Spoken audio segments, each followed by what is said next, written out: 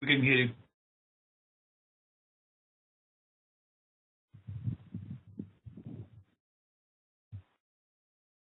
Guys, can you hear me? Kundan, I think you were on unmute, but I was not able to hear you. Yes, yes, we can hear you. We can hear you. Okay, no problem. So we will start now. Okay. We will start now. Yeah. So, okay, no problem. So basically, we had a discussion in the yesterday. So what I would like to know from you, as we are starting, that do you guys able to install the Hybris while downloading and all those stuff? Are you done with that? Or did you guys anyone face any problem like the tools.jar issue or something like that? That's what I would like to know from you. Actually, someone downloaded the Hybris because we all logged in, but we didn't, we registered, but we didn't get any login details. So someone on behalf of everyone downloaded and kept in the common directory just a couple of hours back. So okay. maybe tomorrow we will, do all those steps that you explained yesterday. Okay, that's fair enough. So not a Uday. So whatever we are just going to discuss today is the rest of the part, and then we are just going to discuss more on it, and we are just going to be familiar with the system as of today. Okay, and then we will start with the further proceedings on the technical part like the data modeling and all those stuffs. Okay. So this is what the plan is all about. Now we will start. So we have left out at the build framework level. So we had done that and all those things. So build framework we are yet to start. And whatever we had seen yesterday is like we had this server startup done, and then we had this screen this screen was there for us. Like when we hit the localhost 9001.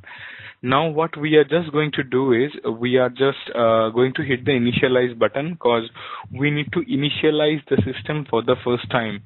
So what is the initialization procedure and all that I will obviously tell you. But as of now, because it will take some quite amount of time, likely 30 minutes, 35 minutes for my system.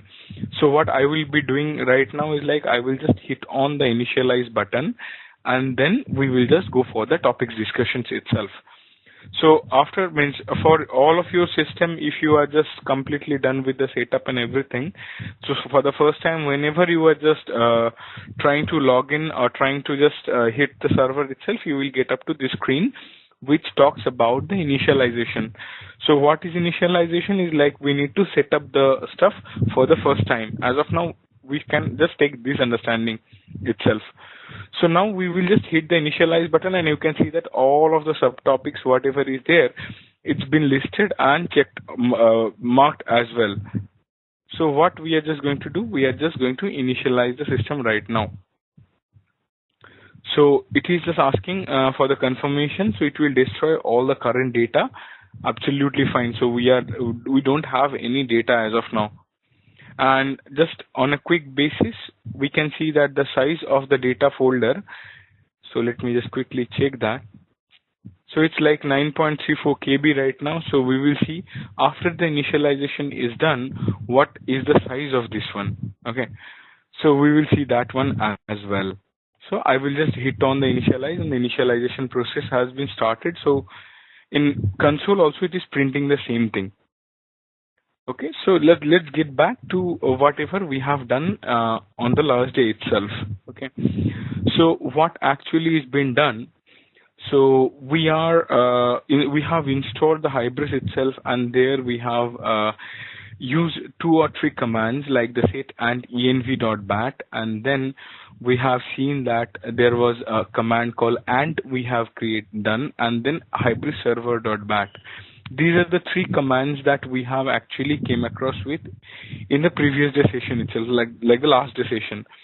So now what we are going to do is we just start from the very beginning that what we have done as part of the set and env that batch file itself, what it is actually doing.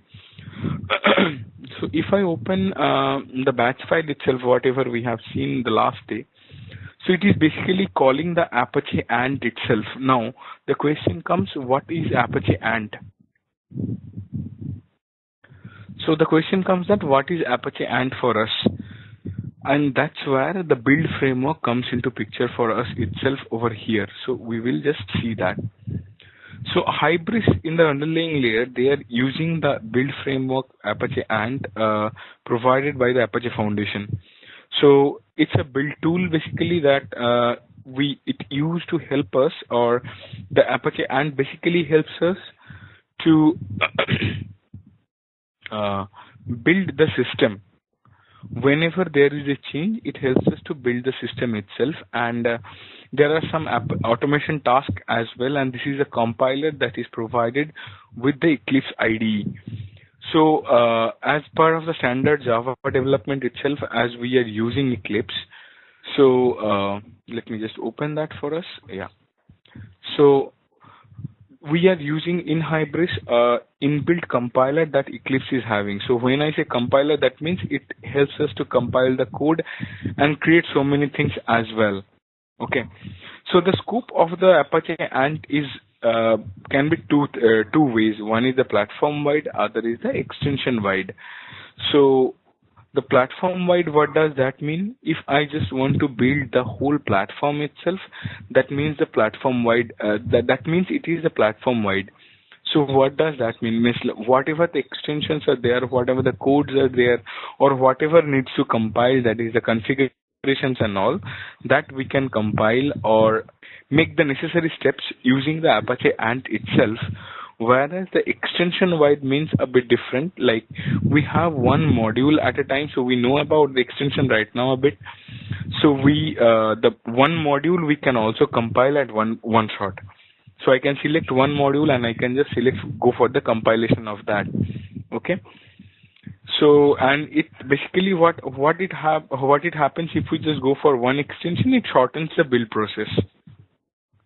So there are predefined callbacks out there, like before and after compile, before and after build, before and after clean as well. And we have the build callback XML design for that.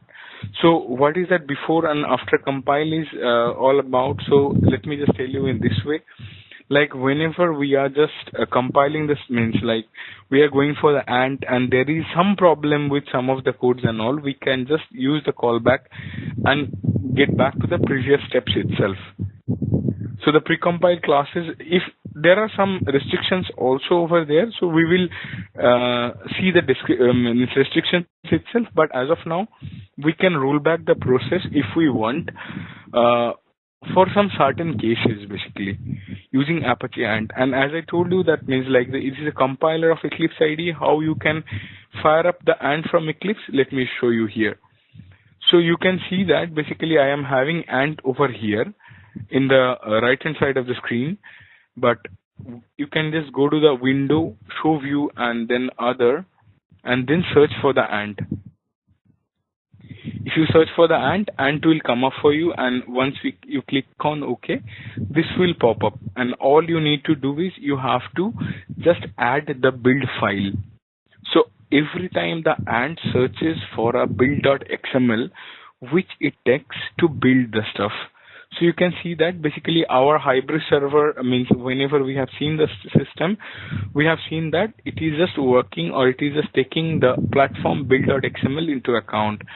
So that's why all I have done, I have just added this build file from here, select platform, select the build.xml, clicked on OK, and this guy has come up over here. Okay. So all I can see is if I click on this, so what will happen? I can see all the build procedures, means whatever the Ant targets are there. So what are Ant targets? I will tell you. All the possible work that can be done by the Ant is given over here. Okay. So we will discuss about them, like what are the Ant targets and all gradually. But as of now, this is the Eclipse part of the Ant. Otherwise, what we all can do is set ant-env.bat or set ant-env.sh, that is a shell scripting command that we are having, and then we can directly fire up the Ant command like the way we have done as part of the yesterday session. Okay. So this is what the ant is all about on a very high level basis.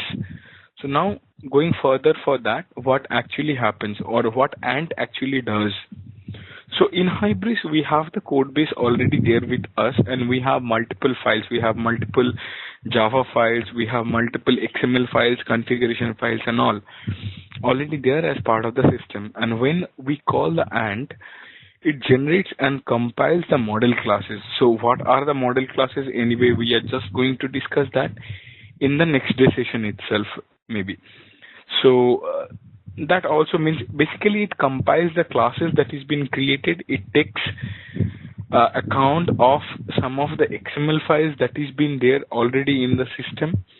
And once it is there, what we used to do is Ant used to generate some of the stuff. So Ant used to do many of the tasks at the same time. And now if you want what Ant actually does in the real time, so all you can do is go to the platform, and then I will open the build.xml. So this is the build.xml. I will open it with Notepad++, and I can see that what are the targets are there. So there are so many targets that is defined for the Ant. Targets are what Ant can do with this command. So if you just, so for the line number 28 onwards, if I just want to say like this, so if I just put it as Ant deploy, okay, then what it will do is it will deploy the platform bundled server, means like the configuration server it will do. There are so many Ant targets are already given, and most of the time we will be using the Ant all. So it will just execute and build an Ant server. So Ant build means it will just generate the means it will compile the resources and generate the stuff itself. So the Apache Ant tool Hybris has modified, and the targets, whatever the all possible targets that Ant is having, that is defined in the build.xml. So you can just have a look at that. So you can see that what Ant does is like it collects the localization property, collect the layout configuration file, update the configurations of the Hybris server, and we have seen that it generates these following 4 folders only on the first run as well. So these are all provided by Hybris, and Hybris has modified the target of the Ant itself. The normal Ant might not do, or it doesn't basically do all this task, but the Ant in context of Hybris, which is Hybris modified Ant, and this is the same Apache Ant itself, that actually do all these stuffs like while we are just giving the Ant command. Okay, so now we are just going to discuss about building the targets. So we have several targets that is there in the system. So what we are just going to do is like what are the Ant targets and what does they mean basically. So I have used the single command that is Ant itself, right? So if I just want to use the Ant all command, like Ant then space all, that also what it does, it builds and configures the server. Okay. Then we have the Ant clean itself. So Ant clean, what it does, it cleans the platform and all extensions. That means whatever the precompiled class files and precompiled files are there in the store. So what it does, it basically cleans up the whole thing. Means it used to delete the generated class files, and after Ant clean we have to run the Ant all as well, just to get the stuff ready, just to get the system ready as well itself in the system. Then we have the Ant extensions XML. So it generates the complete extensions XML itself. So extension XML means once I will just go for the files itself, like there are like 4 files we will be discussing in some time. So what it happens is like it generates the complete extensions XML itself out of the system, whatever is there. Then we have Ant run cron job. So if I just want to run some specified schedulers over there as part of a Ant cron job, means as part of the Ant, all we have to do is we have to run the Ant run cron job itself. Then if I just want to go for the extension creation, means I just want to create my own module, which we are going to do maybe on the next session practical part. We need to go for the Ant ext gen. That is the extension generation tool itself that we are having. Then we have the initialization, means we have seen the initialization happen from the browser itself, right? In here, okay, it's going on right now for me. That also we can do it from ant. There is the command is ant space initialize, and then we have to give the master permissions itself. So that is we should write as -d tenant is equals to master. So that's anyway we can do the initialization process from ant as well.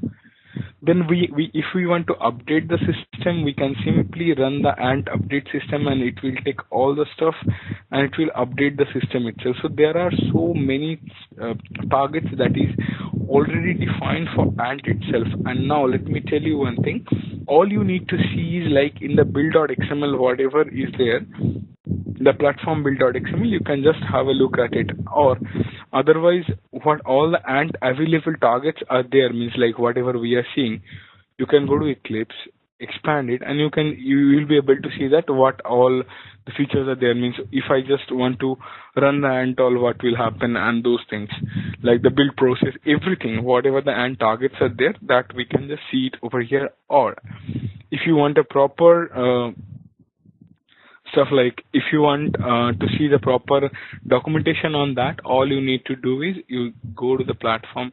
So my server startup is there, right? Server is means already running in another window. So I will just set ant env.bat, and then I will just put it as ant space -p. So what it will do is it will print all the ant targets for me. So let us just have a look at that as well, and along with the proper documentation.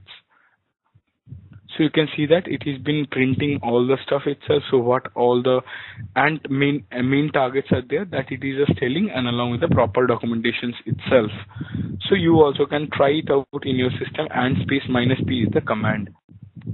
So this is what these are the stuff that we are just going to see as part of the build targets. Okay, so this is what the build framework is all about. This is what we have done by set ant env.bat. There is the ant environment setup, and then we have done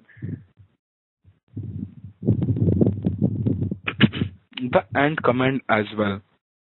So this is what it is all about, and this is what we have just seen so far, or we have done so far. Now, the next part we are just going to discuss is the basic configuration. So what is this basic configuration is all about? The basic configuration means whenever we are just starting up the system for the first time, we can see that the configuration template we have chosen for the develop or the production itself, we can choose it.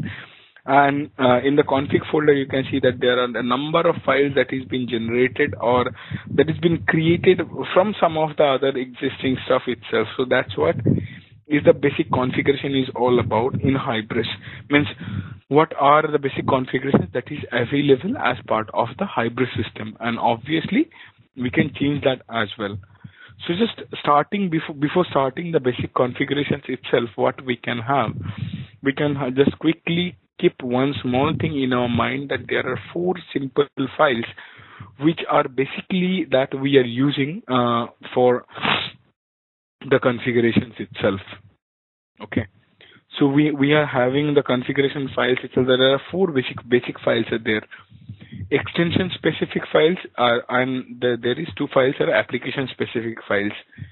So the extension specific files, what are they? The extension specific files are basically the project.properties and extension info XML. So what is that? It's basically in this case is like we have in each extension itself, we have a extension specific configuration, and that is given as part of the project.property files. And then we have the extension info XML, which is basically we used to define the extension dependency or the module dependency basically. So let us just quickly have a look at the project.properties, and then we will go for the extension info XML. So for that, all I need to do is I have to come here and let's just randomly take, okay, Azure Cloud is there. So I will open the project.property of this. So for all the extensions, it's there. And you can see that there are the application context, Then if there is some media global settings, and also there are some key value pairing that is already there as part of it. So all of this, even you can see that the cart resource, and also this is another B2B OCC add-on itself. It is the OmniCommerce Connect add-on that is we are having. So I've opened randomly some project.properties file, and you can see that there are some of the key value pairings, and these keys are being used inside this extension itself, and the key values we have defined it here. And this is the typical project.property, which is basically for all the extensions itself. Now you will be having a question that Deepak, you are telling that we are having the extension specific settings in the extensions. So what will happen if I just want to create, or if I just want to use a global settings itself? How I can handle that, or how your Hybris can handle that? So along with the project.properties, for the complete application, we are having one file called the local.properties, and which resides in the config folder. Okay. So in the config folder, whatever we are having, so let me just open this. This is also another file, another property file, like it is already there as part of the project.properties likewise. Okay. So this is the template which has been created, or when I have just created, opted for the developer template, the local.properties files is been created as part of it. If I would have taken that production system, there was another file supposed to come that we call it as the customer.properties. Only the namings are different, but the concept and the usage of both of the files are same. So local.properties, what actually it does, if I, let's say for some extension specific configuration, let's say from one module A and we have one module B itself, and what happens, I just want to override two keys or two key values itself on a global basis. So all we need to do is that key value pairing we will be taking from that project.properties, put it in the local.properties and change the value itself. So I will just show you a practical application as well along with the platform project.properties. So let us just quickly have a look at that file itself. That is one of the biggest project.property files that we are having in Hybris. So I am just opening the platform, and then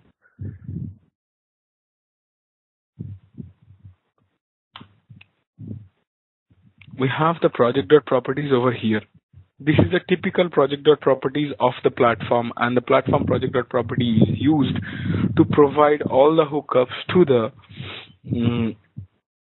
system, basically to provide all the stuff to the system that we use this platform project.properties.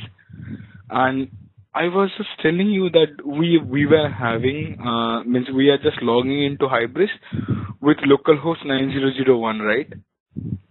So why this 9001? This is also another settings that we are using in Hybris. So if I just search for the string here, so I will search for 9001, okay? And if I just do it, so I can see that basically the Tomcat HTTP port is defined as 9001 here itself. Now let's say I just want to change the key from 9001 to, let's say, 9005, okay? So how we are just going to do that? All I need to do is I have to copy this one, go to local.properties, paste it, and then I have to change the value and save the local.properties itself, okay? And this is what we are just going to do to override any extension specific value over the application specific settings itself. So the local.property, whatever is there, it is basically we are using, or basically we are just doing the global application settings itself that is defined as part of the local.properties. So I believe that this concept should be clear to you guys, and the project.properties is for the application, the module specific itself. So I have like 6 extensions or 6 modules. all of them different modules will be having their own project.properties itself. So this is where it is. So if anyone asks you that which file, again, one certification small question that used to come, that which file is read at last during the AND build while the starting of the server. So that will be the local.properties for us. The local.properties is the file which is read by the AND build tool at last. And then if there is any changes on that for a particular key value pairing, it used to replace all the existing values that is there, and it takes the value that is defined in the local.properties itself. And that is the significance of project.property and local.property. So the best part is like we can keep a track on the stuff that what has happened or what are the changes that has happened. Okay, that's why the local.property is being used. So now what we are just going to do is we are just going to see the rest of the two files. So we have seen about the project.properties and we have seen the local.property as well. Then we have two XML files itself that is been there, as one is again extension specific, another is the application specific file. So the extension specific file, whatever is that we call it as the extension info XML. The extension info XML, what it does, it creates or it maintains the extension specific configuration, the extension dependencies and all in the real time. So let us just quickly open one of them. So I will just, anyway, the China Accelerator Services. I can see there is an extension info XML here. If I just double click on it and open, I would be able to see some of the changes that is there. Okay, so fine. Here you can see that this is a typical look and feel of an extension info XML, where it is having the extension names and all. And the best part of it, whatever we are just supposed to discuss, is like the stuff, the highlighted part over here, which talks about, which basically talks about one very simple thing, and that is the extension dependencies. So whatever the dependency that we are having in Hybris in between the extensions itself, that we used to provide it over here. And this is why the extension info XML is really needed. So we are done with 3 out of 4. And the last but not the least, we are actually left out with the local extensions XML. So local extension XML, again, it's in a common place itself, that is the config folder. So if I open this local extensions XML, what I will be seeing is like all the stuff or all the system is already present. All the extensions are already been listed out as part of this file. Now you might have a question that from where Hybris knows that these files are there or these modules are there, how this file is been written. I will tell you now. So the local extensions XML is the basic idea of the local extensions XML is very simple, that we need to keep track on all of the extensions that it's been used in the system, right? So that's why we use the local extensions XML in the real time. Now, these are the prime 4 files. Now, it should be clear that whatever the changes that has happened, if we have chosen for the production template itself. So in that case, what would have happened? That the local extensions XML and all means like it will be created in a different manner itself.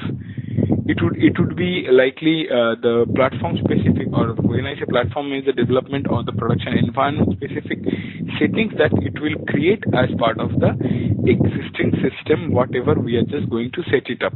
Okay, so these are the 4 files. These are the 4 prime files that we are having in Hybris. Now, on a detailed basis, we are going to discuss about the platform project.properties itself, because as you saw that the URL of or the port number of this Tomcat port is already given as part of it. There are some other features as well. Okay, so this is what the configuration files in Hybris is all about. So multiple project.properties and extension info XML, and only one local dot properties and one local extensions XML itself. So let me just show you that how the local extensions XML is been created or is been generated by Hybris. Okay. So if you just go to the platform itself, you will be able to see that there is something called the extensions XML.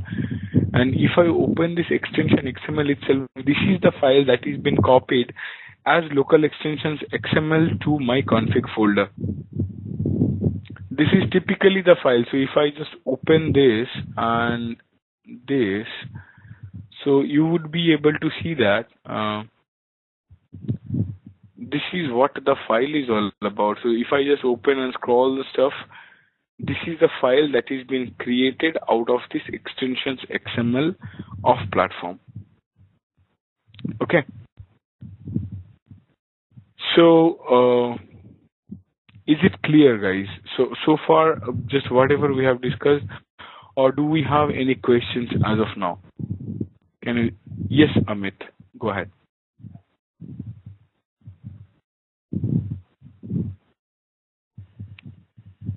Amit, you have raised your hand, so can you just tell me that whatever the question you are having? Yes. I think I had raised it initially, but this is fine for now. Okay. So anyone else any questions? Okay, no problem. Deepak, this is Kundan. Yes, Kundan, go ahead. My question is how does the system know that it has to look for the values in the local dot properties or project dot properties where this is defined? Okay. It's a nice question basically. So let me tell you one thing. The Hybris platform itself, so whenever we had a discussion on yesterday's topic on the Hybris platform module itself, we had discussed about there is something called the course platform itself, right? Which is basically sending us all the informations and all those things. So in the platform, if I open the platform, let me tell you here. So you can see that there are so many jar files are already there, right? And you can see that there is a file called coreserver.jar here. Let me check coreserver. So as part of the coreserver.jar, these things are actually defined in Hybris. So with the help of the coreserver.jar, at least this is the file itself, where all the core things are actually given as part of the system, like which file needs to be taken care of. And this is designed by Hybris itself as the product. All we need to do is we have to follow the stuff. That's it. Okay. The second one, we are not going to touch this project.properties file anyhow, because that is something provided by Hybris. Anytime we need to do the changes, we need to go for this local dot properties. That is again likely 80% correct understanding that we are having. So let me tell you in this way, if we are creating any extension and we are just want to give any of the changes at the particular extension level itself, then only we can put it in the project.properties of that particular extension. Otherwise, the best way is to put it in the local.properties. Then what will happen? Everyone will have the track that which all the changes has been done to the system. Okay. Okay. So we can touch it if we have like our modified extensions or our own extensions itself. We can do it, but yes, mostly in the cases we used to just go for the local.properties itself instead of project.properties, because the number of files is very hard to just keep track of it, right? Yeah. Okay. And the third question is related to build.xml. Will there be any situation where we are going to do modification in the build.xml file, or it is something that Hybris has already provided and we just need to run the commands related to that? Okay, so build.xml modifications, most of the cases, means 99% of the cases, we don't need the build.xml modifications. It is already provided by Hybris, but considering to it, if we require some small things that we need to change or some of the target modifications if we want to do, we can do it, but it's not recommended to touch the platform itself. But mostly in the cases, what we do is like in the development environment, we used to just touch the build.xml, disable some couple of target to make the system faster and all. But it's never recommended for a live system or something. We should not touch anything in the platform level. At least the build.xml part I am telling. Yeah, got it. Okay? Yep. Okay, that's fair enough. So what we are just going to discuss now on is like, so the configuration files are done, and now we are just going to discuss about something else. That is how we are just, so again I have told this configuration changes how it's been done. Change it in project.properties or otherwise take the changes to the local.properties and keep track of it. Okay. And in some of the cases for the local.properties, we need, means the modifications, if it is done, then we need an antall. Otherwise, we don't need antall also at some point of time. In some of the cases, like there are some spring mapping and all that has been done. So what we will do is like, we will just simply start the server. Means the server restart is required if there is any changes on the configurations itself. But every time it is not the ant that is required. Okay. Now, there are some of the cases where ant is required, like if for any extension, if the the structure has changed or something, okay, or there are some of the new files that has come up. New files means completely new files, which was not there in the previous build procedure. Then itself we have to call the ant. Okay, means we need to provide the key value pairing to the local.properties, and then we will call the ant, and then ant will create the whole thing. Why I'm telling you, this is the example that they have given. So if I go to this one,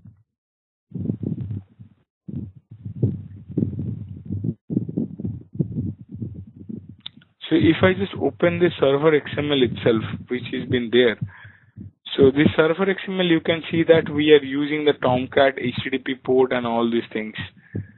Let me just check here. Okay. So you can see that there are some of the stuff itself already, which is Tomcat max threads and all those things we are just basically creating, or basically we are just using. So what happens if we just change this key value pairing itself, like, and don't do the ant, all these files will be taken care with 9001 or the previous value. So whenever we do the ant all, these files are also getting modified and changed at some certain point of time. So the values will be changed and the system will know that there is a value like that, and we are just going to use that value itself. So that's why if there is any server change or any of the major changes are there, we can go for the ant server command by just modifying the stuff. Okay. And if we have any doubt at all, we can just directly put ant all. So what it will do is it will compile and build the server at the same time. So just compile the classes and build the server at the same time. It actually does for us. Okay.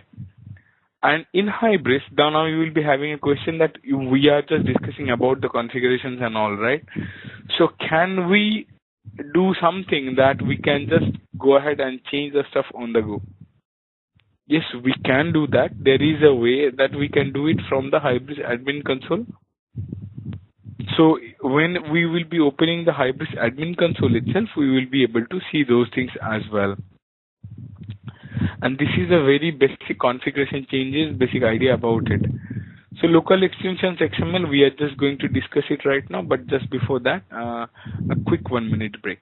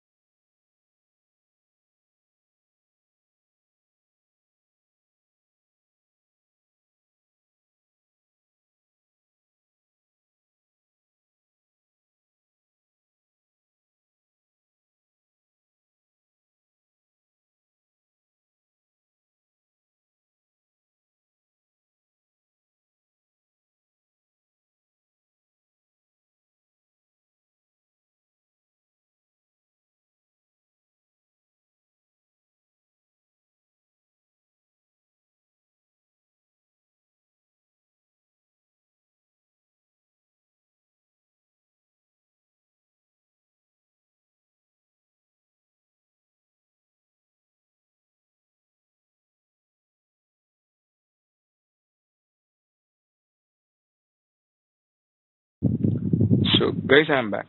So we will just start with the local extensions XML right now. Okay. So what is that in the local extensions XML? Already we have seen this things like the local extensions XML, what it does and all. So we are just going to see that the behavior of the file, how we need to write it, how we need to put it, and from here itself, we will be pretty much sure about that how we are going to end up by putting our extensions or all the modifications and all those things. Okay. So the local extensions XML starts with this path directory comments. So first of all, what is actually done, we have the extensions tag itself. Under that, we are defining a path tag. So the path tag, what it is doing a very basic simple thing, that it's just pointing to the relative path of the Hybris bin directory. So this Hybris bin directory, likewise, it is defined as part of the Hybris itself. So what it happens, we are just pointing to the bin directory itself, and after that, we are just going for using the extension names. So whenever we were using, basically, let me tell you, the version 4 itself, it was not like this. We were not using the extension names itself. Rather than that, we were using the relative paths. Okay. So the relative paths, whatever we were using, we are not using from version 5 onwards. So from 5.0 onwards, we are using this extension naming concept. So what it will do is, if we have an extension under bin with, let's say, XYZ name, all we can do is we can put it over here like this. So extension name is equals to. Whenever there is a new extension that needs to be built by the system or something, we have to declare it over here. Otherwise, the system will never know that there is an extension that has come up. So this is one of the prime takeaway for us. Whenever we are just going to create an extension or anything, all we need to do is we need to enlist the extension to the local extension XML for sure. So though it has been created by Hybris from the extensions XML of platform, but still we have to maintain this. We have to put it, otherwise the ant will not pick it up. That's a very, very basic idea. And you can see that it can be generated. So you can see we have already done that. Ant extensions XML is the command which will help us to generate this extension file itself, local extension file itself. Okay. So extensions can be listed by name instead of the location path. If you want to put it for the path itself, that also we can do. I will show it to you now. So this is how we have just done that. So using the path tag, we have given the locations itself. So let's say Hybris bin directory, and after that I have to go to the extension cockpit itself. So what actually happens over there, that it goes for the lazy loading stuff, and then it lookup for the folder which has been defined over here. Okay. So you can see that we can just put it like this. So let's say for one directory itself, let's say for cockpit, this ext cockpit, I just want all of the extensions to be pulled out. All I can do is I can just path autoload true, then Hybris bin directory, the respective locations of the bin, then ext cockpit itself, and I can define the depth. So once I am just defining the depth itself, so what it will do is it will simply take up all the extensions that is defined up to the depth 3 in the extensions folder. Means like from the folder structure, it will just fetch up all the extensions itself. So you can see that basically whenever we are just going for the ant itself, the black snapshot, whatever is given, that actually comes up over here. Okay, so the dependency orders and all, everything, you can just see it here itself. This is printed in the console. Now loading extension by name, we have already seen that. So path directory I need to give, and then I have to give the extension name itself, and this is the standard way of writing the local extensions XML in Hybris. And whenever we will be just going for, just a second, I will take the QA afterwards. So whenever there is a changes in the local extensions XML or something, we need to run the antall cause the extensions, whatever that comes up, need to be built. So the basic difference between local extensions and extension info XML, here we are just using the requires extension tag for the extension dependencies. Here we are listing out all the extensions which is required during the build procedure. So these are these are the two basic differences that we need to take care. And whoever is new to the Hybris system, they might find it a little bit confusing. But if we are confident enough and if we are just okay with the Hybris systems itself over there, so we would be able to figure it out that where we need to put and what we need to put as well.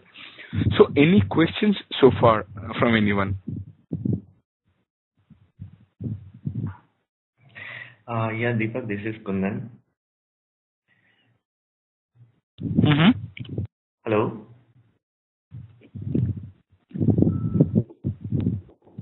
Go ahead. Deepak, can you hear me? Yeah. Kundan, go ahead. I can hear you. Yeah, Deepak, if you can go to that previous slide on which you're showing depth is equal to 3.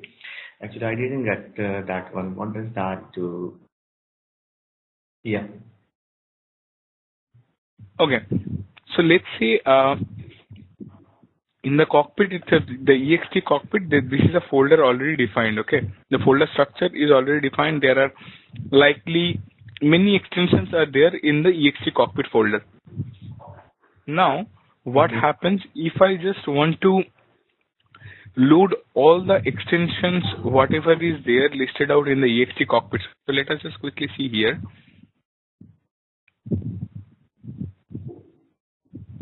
Let's say this is the one, okay? We have like 5 listed out over here. Now, there might be some other folder structure as well, like in a folder depth 3. Folder depth 3 means like this is the first depth. If I go for this is the second depth, and okay, let me just quickly go here. Okay, this is the third depth itself, like, and let's say if I have something over here defined, some extensions are here. So if I just want to load that extension as well, which is not directly as part of the ext cockpit. Okay, it is there in some of the inside folder structure.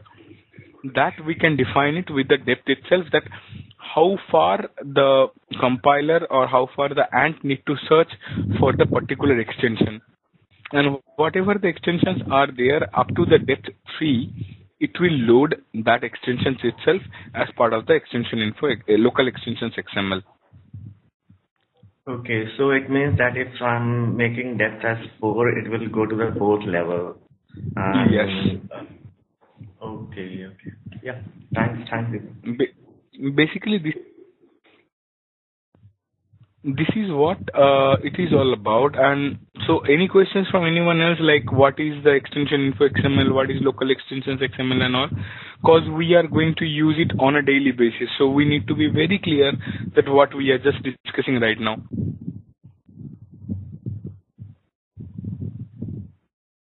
Okay, it's fair enough. So we will just quickly go for the project.properties discussion of platform, okay, before just going on to the Hybris server, and let me check what happened to my initialization process. So it's just going on so far, so we will see that what happens over there. So before starting the Hybris server, let us quickly take a look at the project.properties of the platform.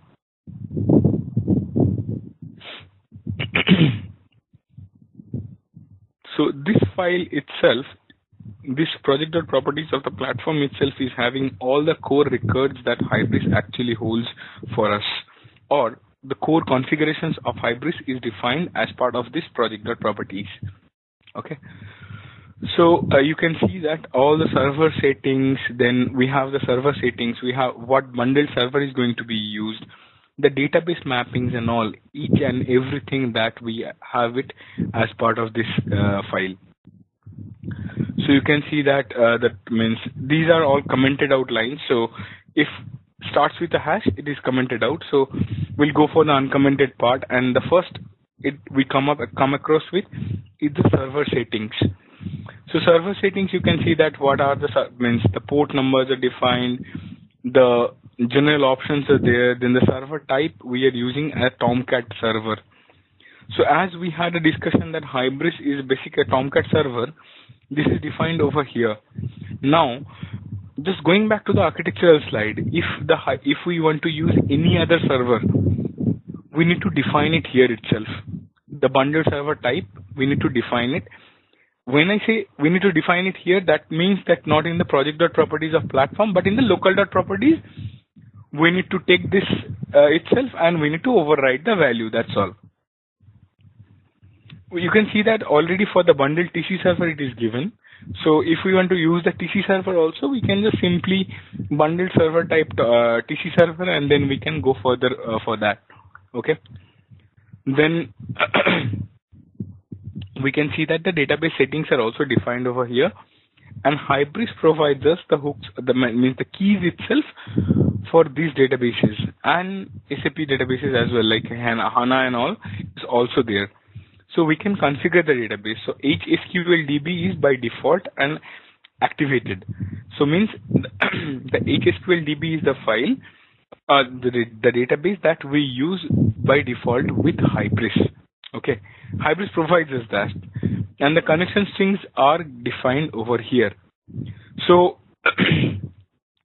you might be having a question: can we access the database in Hybris from a GUI? Yes, we can. I will show it to you.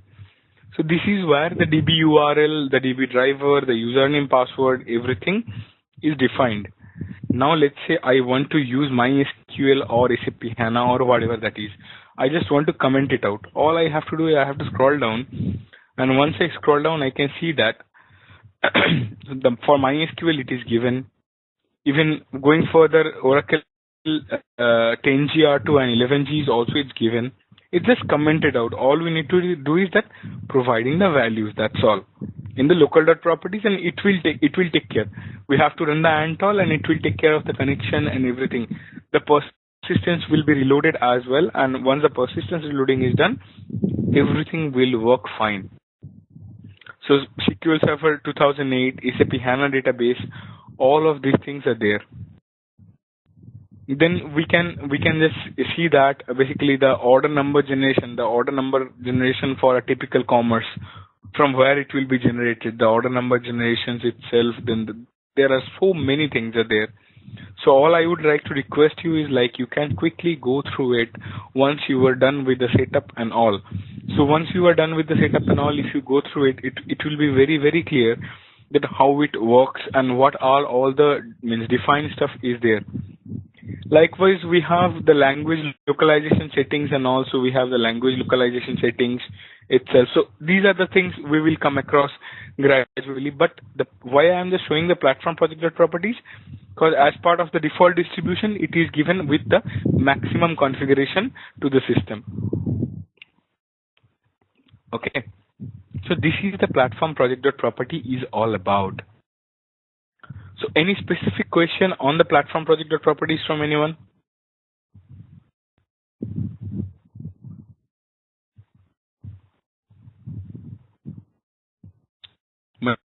Manish, you have any question? Yeah. Go ahead. Can we establish two connection to the database to the Hybris server at the same time?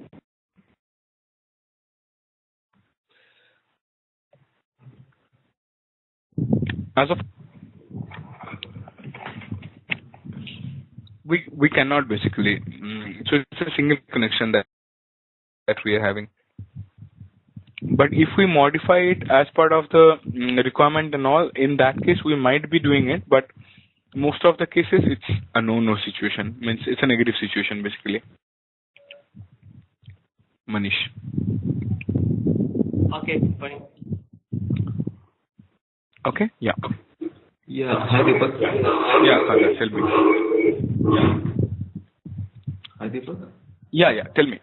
Yeah, Deepak, I would like to ask you one thing, like, as you said that in project.properties, this bundle.server type is called to Tomcat.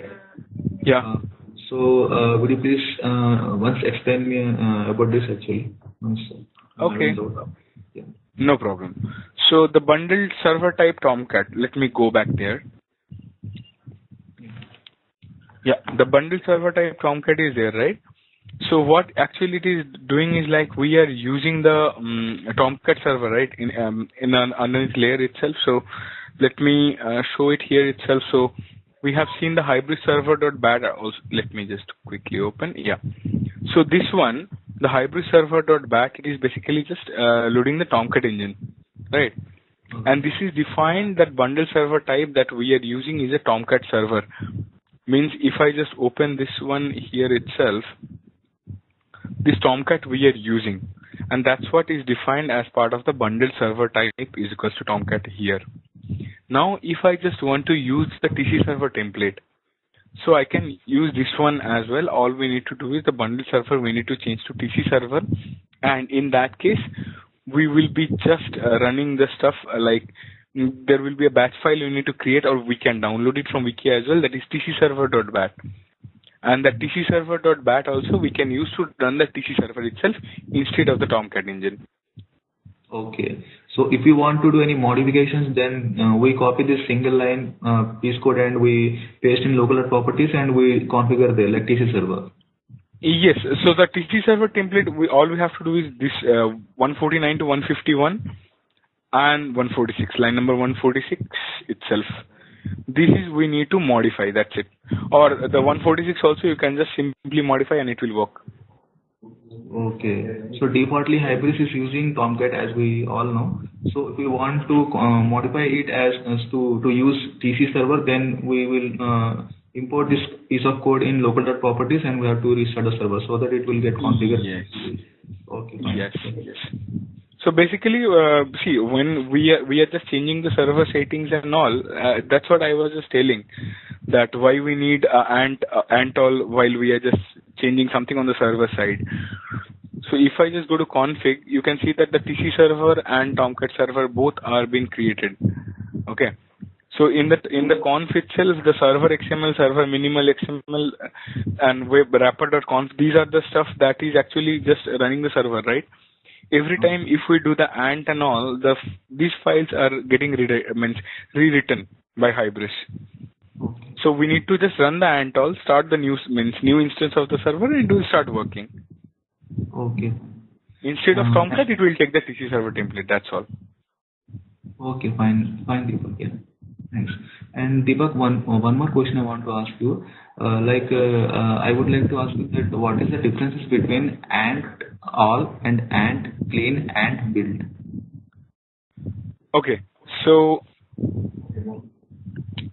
ant all basically it's and build means like it builds the resources and build the server as well. So ant all basically is a command.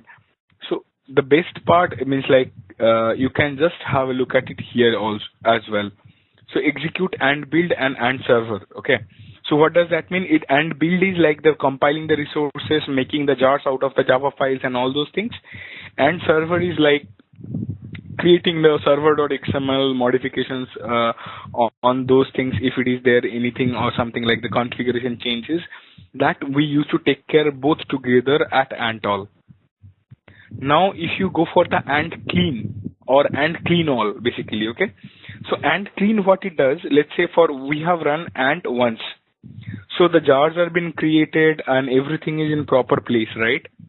Now I just want to change something or I just want to delete them, but we cannot run the ant clean command while the server is running because the precompiled jar files and all, whatever is been created, that used to get deleted whenever we use the ant clean command.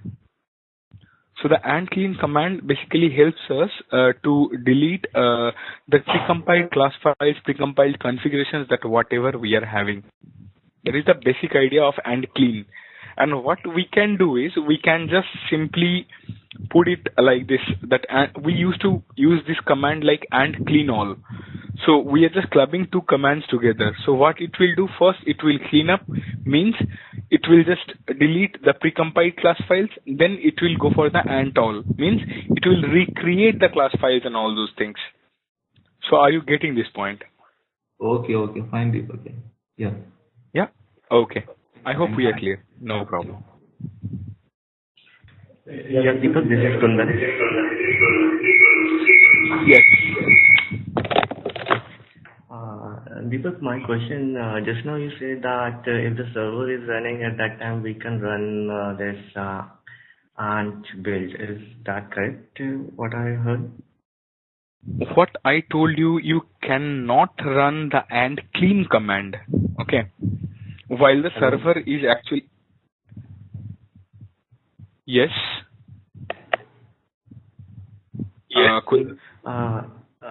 Deepak, I didn't get you. Yeah, if the server is running, at that time we can also run this ant command. Some of the ant commands we can run while the server is running. Likely, let me tell you in this way, that we can run the ant all command. So if there is any resources changes, like the Java changes and something, some small changes are there, we can run the ant command, ant all. But we cannot run ant clean all or something that is deleting some of the precompiled jars and all. So what I told to Khaja is like, we cannot run the ant clean command cause it will delete the file. But while the server is running, the server is using that file, right?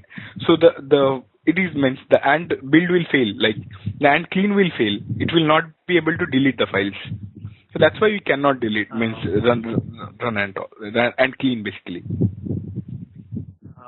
Why I asked this question is yesterday I was just trying to do the setup what you told. So like once we run this ant command, and after that when we start the server at the command prompt we are unable to do anything. So is it something like that we can, from the Eclipse we can run the build? Yes, we can. Because okay, so it's not going to no, it's not going to it's not going to impact, yeah. But the changes, we will be able to see it. Let me tell you, we will be able to see the changes for sure. So if you means basically what happens is like if you are having, let's say you have changed some of the Java stuff itself, and your stuff like, let me just tell you in this way that your changes, you just want to see it while the server is running itself. So parallelly you can just go for the ant all, and then you can just see your changes itself. But for that, we need to enable one small thing, that is, there is a one key value pairing. So let me just show it to you. Control F.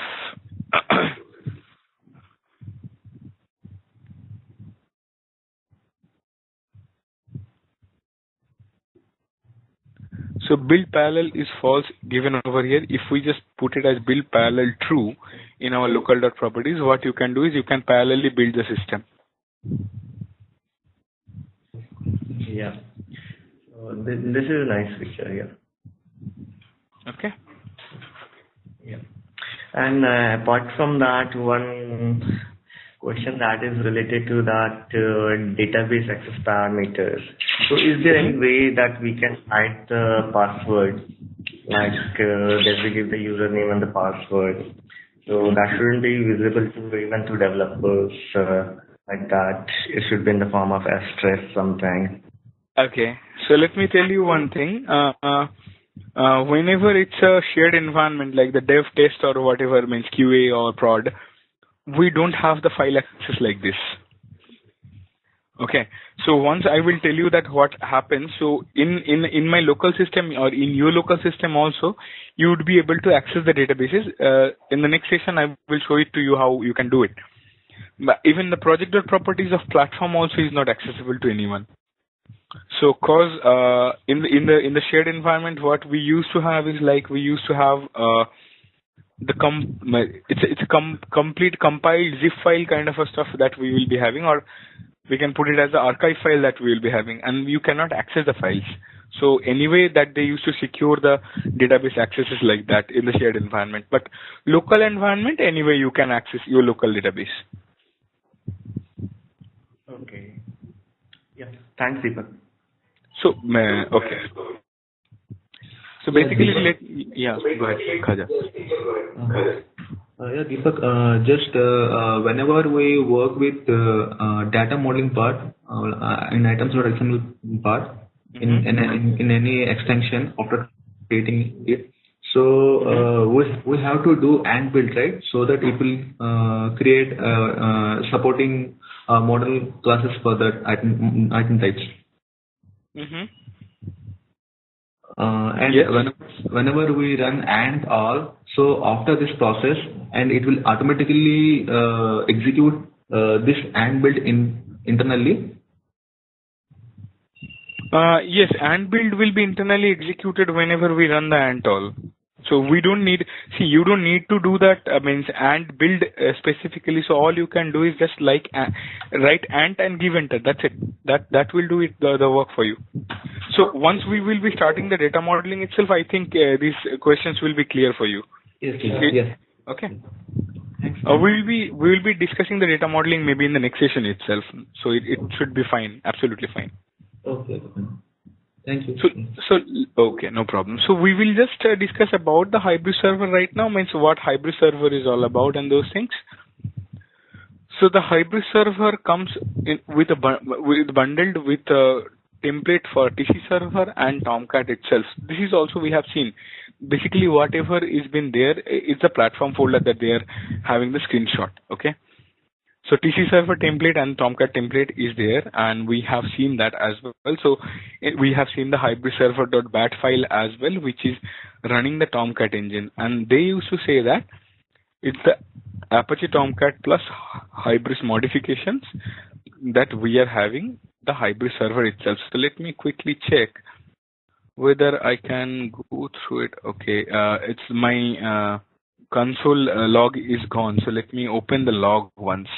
This is another takeaway for the developers itself. Like if I just want to see the logs, whatever has been printed, I can just come here, console.log. I can just have a look. So today is 4th, right? So I will just open this one. Let me check whether I'm having the proper logs itself.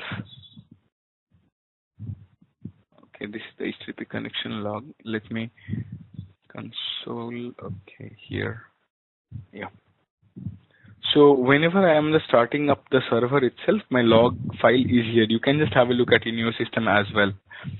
So here, whatever is there, the configuration, the modes itself, everything is been printed out.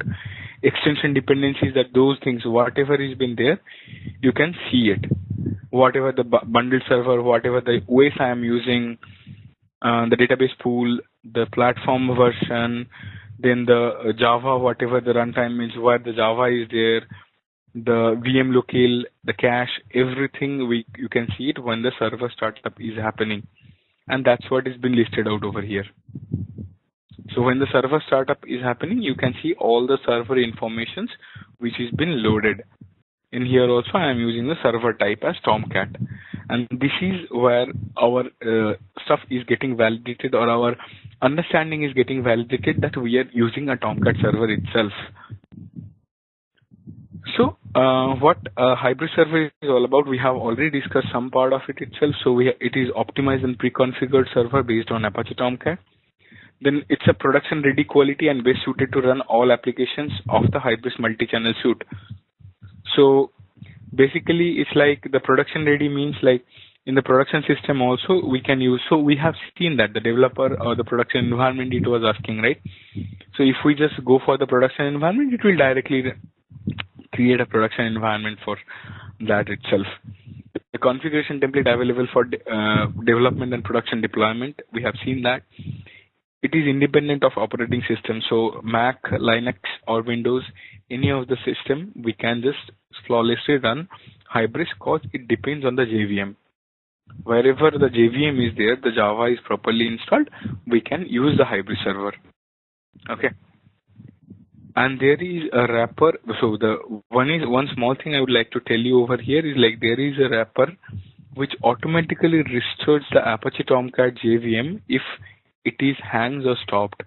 Then sometime what happens, there is some scenarios that maybe my machine's JVM is not having the proper memory and something, and it's just crashed. So the backup mechanism is always there. We don't need to go and start the server explicitly. If the JVM is stopped abruptly, so what will happen? It will directly start the server one more time instantly. So it will take some 2 to 3 minutes to get the server up and running, but we don't need to do anything. There is a backup mechanism which will start the server. So advantages of having the hybrid server itself. So we have already seen that. So very small footprints, the simplified installations, then complete support for the virtualized environments like the clouds itself. So whenever we will be going for in the future, whenever we will be going for the deployments and all, like how it works and all, then we will be able to relate these things. It is very, very easy and very, very friendly.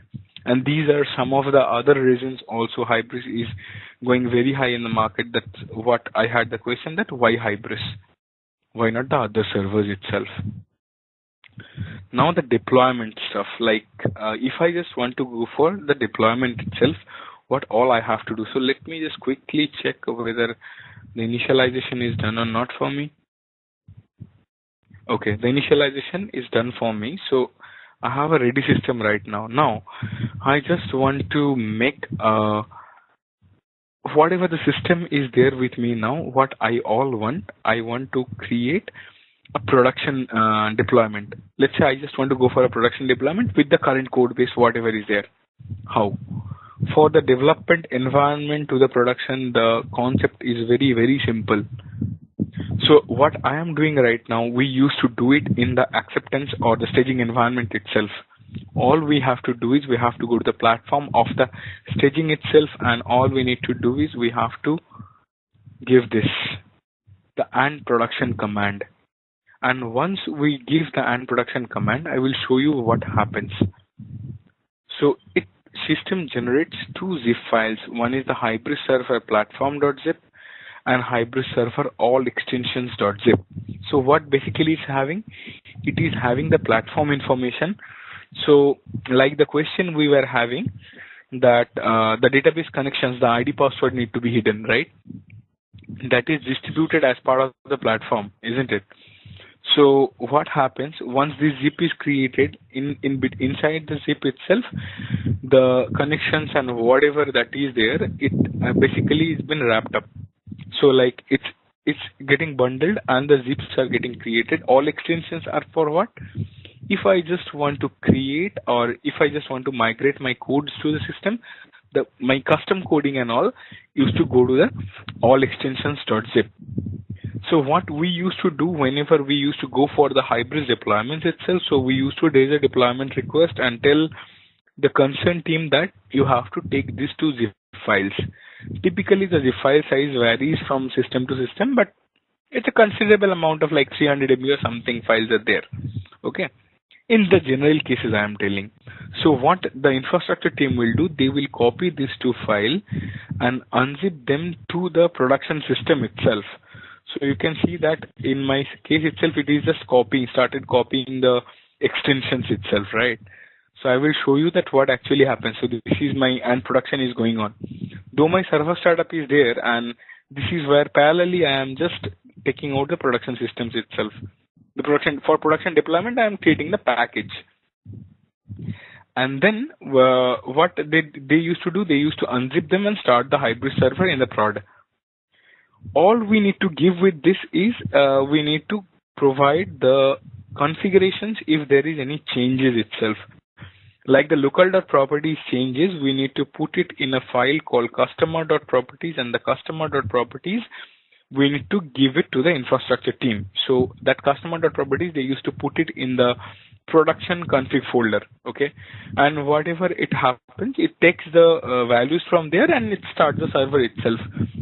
So this is how simplified deployment of Hybris that happens in the real time for any of the cases. Apart from these things, the infrastructure issues like the IP whitelisting and small things, those are there, but the deployment is this much simple.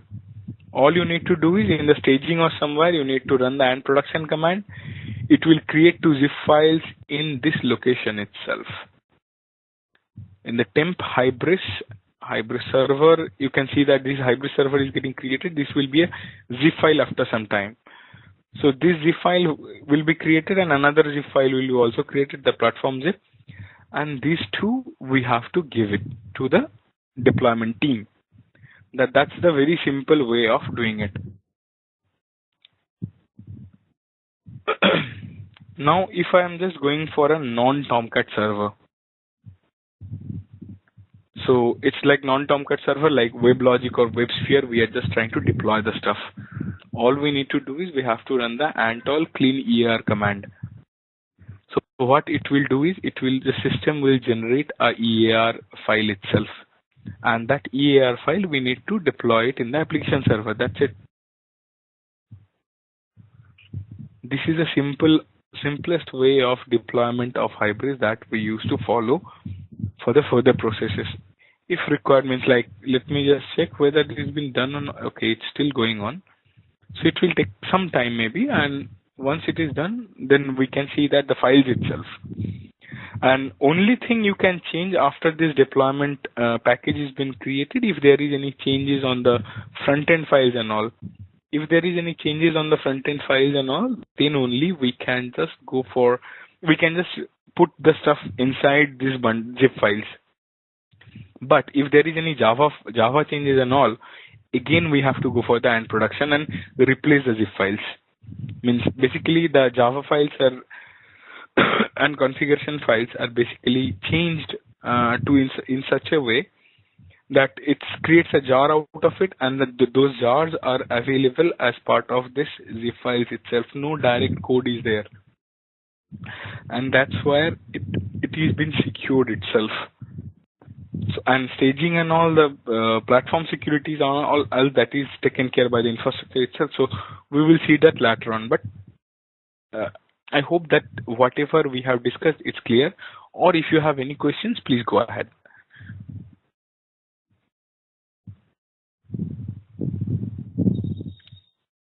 Okay.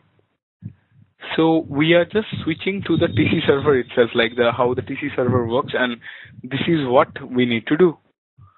This is what actually we have discussed this one as well. So we have to put the bundled server type as TC server, and then we have to switching it back to the TC server itself. Which templates needs to be used and all. That's all. That's a very simple understanding. So now we are done with the Hybris server build framework and the basic configurations. So we are pretty much confident to work with Hybris right now. The rest of the part is like we are just going to have a discussion for the Hybris administration console, which comes up with the localhost 9001. So this is what it is all about, how it looks. So the very, very basic screen. So let us quickly have a look at this guy. So once the system is initialized and everything is in proper place, if I just simply write localhost 9001, I would be end up to the login screen itself. It will not take me anywhere but the login screen. So login ID password will be admin, ID will be admin, and password will be nimda, which is the reverse of admin. Okay. So, and there is no case changing and all. It's the same. Means admin is there, just make it reverse, put it as a password. If I just log into the system, now what will happen? It's just we are logged into the administration console right now. And what we can do, what we can see is like the memory overview, the CPU load, the threads overview, session overview, whatever is there. We can see all the monitoring itself is going on over here. We have several tabs itself. So there are several tabs. I will just talk a few of them, which is really needed for us, or which are really good for us to have the understanding itself. And there are some of the tabs which is not required so far. So we will see it later on. And some of the tabs we will just quickly go through the understanding and learning, and then we will see that. Like in the console there are some of the tabs. We will see it later on while going through the topics. So as of now, this is admin console is all about, and this is designed as part of the ZK framework. So whatever you are just seeing over here, that is the ZK UI that you are seeing. Okay. So we have done the initialization so far, and today first I have done the initialization, right? So as part of the initialization, what we have done, and there are some other stuff as well, let us just have a quick discussions on that. In here, in the platform itself, we are having several tabs itself. So let us just have a look at that, and then we will come to this guy and this guy. So we have the tenants itself, the tenant specific settings. We will discuss about it later. So configuration itself, if I just want to change the configuration on the go. So what we were just discussing regarding the configurations itself. Okay. Something has happened, is it? Let me check. This is a typical my system problem, I believe. Okay.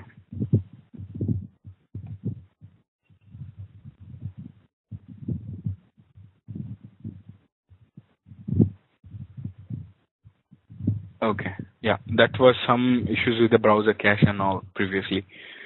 So we were having the discussion that we can change the stuff on the go from the Hybris admin console, isn't it? And this is the place where we can change it. Let's say I just, the use case, let me tell you the use case. I am having a production system up and running. There is some of the mail server or some configuration has been done. And abruptly, for some reason, I just want to change the mail configuration settings itself. How I can do that? Because I cannot bring down the production system for another Antol or something. Or likely there will be zero downtime itself for me. So how I can do that? All I have to do is I have to come here and search for it. So I will search for the Tomcat port itself as of now. So you can see that the configuration parameter is here. And if I just want to change it, let's say 1, 2, 3, 4. Once I change it, it will just ask me to save it.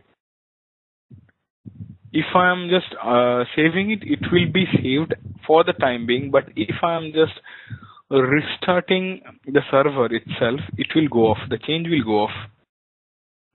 So why we use this configuration properties itself? Very basic, simple stuff that we use it for. If there is any changes on the go that we need to maintain or we need to check, we can come here and check it. But it is not recommended because once the server startup is done one more time, the deployment happens and all these changes will completely go off. The data changes will not be there. This is the configuration tab. Then we have the system tab itself. So system tab is basically having all the informations regarding my system. What I am using, the system properties also is the same thing. It's not so relevant. Then we have the logging. So in Hybris, we are using the Apache Log4j logger itself. And what we are just having is like we can just enable or disable the logs to see the output in the command itself, like command or the console itself, basically. So what happens in that case is like whenever the logging configuration happens, so what happens is like we can just enable this logging, the effective levelness and everything. We can enable it properly. So the logging configuration and all. So once we just enable that, we can see the logs itself.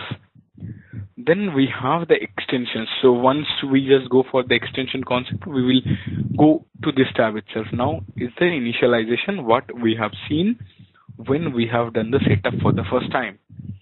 What is this is all about? So initialization is a process that wherever we use to initialize the system, it initializes the systems from the scratch. Means if there is any data for the previous system or something, it will erase the data and it will recreate the whole data from the system itself.